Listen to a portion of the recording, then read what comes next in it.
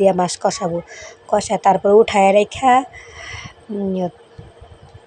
পরে তরকারি কষাইব, পরে আবার তরকারি হওয়ার আগে আগে মাছগুলো দিয়ে দিব।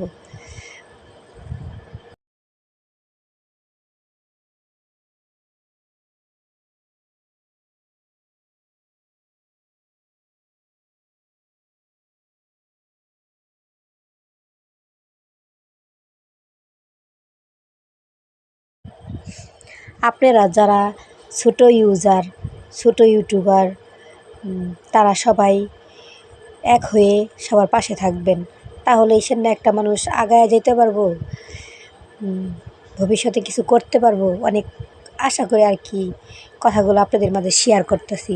অবশ্যই আমার কথাগুলো মনোযোগ দিয়ে আপনারা শুনবেন, এটাই আপনাদের কাছে প্রত্যাশা। তে আমরা যারা